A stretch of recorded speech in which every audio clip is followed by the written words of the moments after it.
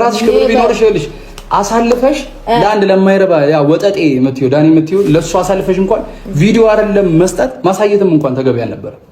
ያለ ባለቤቱ ፍቃድ ፎቶ አለህና አብረኸኝ ኑር እያልሽ ማስፈራራት በራሱ ያስጠይቅሻል።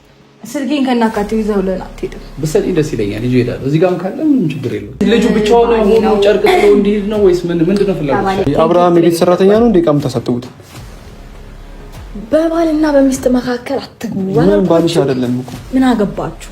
ጨርሻ ፋይል ዘግተሽ ጨርሰሻል። እንደ አዲስ አሁን ፋይል ከፈኩ ብለሽ በቃ ፋይል ወይ ካንቺ ባይወጣና ወይ ደግሞ አጥፍተሽው ብናይ ደስ ይለናል።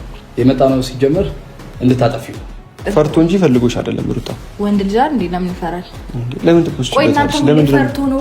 ሚዲያ ላይ ለምንድን ነው የምታስበው? ሞኝ ነው ምናምን እያላችሁ እሱን ማሞኘት ነው እንዴ? ለምንድን ነው በፎቶና በቪዲዮ እያስፈራራሽ እቃ መታሳጥቢው ወደ ቤቱ የምታስበው? እኔ ቃል አሳጠብኩትም። ኧረ እኛ ካንቺ ፍቅር አልያዘንም። ተመላልሰን ከባድ ነገር ተፈጠረ። ሩታ መታለች። ቤተሰብዬ ላይክ ሼር ድረስ ማለት ነው። እንግዲህ እንደምሰማት የባሌን ፋይል አወጣለሁ። ምን አገባችሁ በባሌ እንደፈለኩት ባረገው፣ እንደፈለኩኝ እቃ ማጠቢያ ባረገው እንደፈለኩኝ። እናንተ አላችሁ የለም ወይ ጓደኛ መስላችሁ ጥላቶች? ሩታ ባሌ ያልሽውን መረጃ አወጣለሁ ማለት የለብሽም።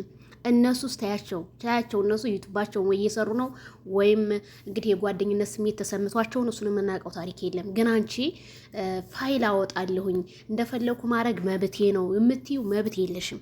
ህግ ባለበት ሀገር መብት የለም። መብትሽ ምንድን ነው? አንቺ ባልሽን መንከባከብ ነው። ባልሽ ጋር የሆነ ሰው ሲደርስ ለምን ደረሰብልሽ መናገር ነው።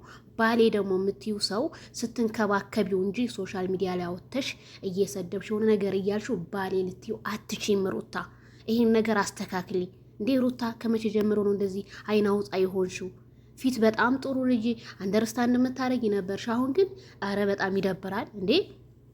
ሲጀመር የባሌን መረጃ ወጣበታለሁ፣ የባሌን እፍረተ ገላ ወጣበታለሁ ብታወጪ ምንም ወንድ ልጅ እኮ ነው። ምን ሰው ያልያዘውን ገላ አልያዘ አብርሃም። ከሱ የተለየ አልያዘ። ሰው ያዘውን ገላ ነው ያዘው። ስለዚህ ማንም ሰው ወደዚች ምድር ሲመጣ ራቁቱን ነው የተፈጠረው። ከዛ ልብስ ለብሶ ነው። ምን ችግር አለ? ይሄንን ያህል በጣም ተካበደ። በጣም አካበዳችሁት። ነገሩን መቋጨት ስለማትፈልጉ ነው። እነ ብሩኬ ደግሞ ያሉሽ ትክክል ናቸው። ለምን ይሄንን ያህልና አስጠንቅቀዋታል።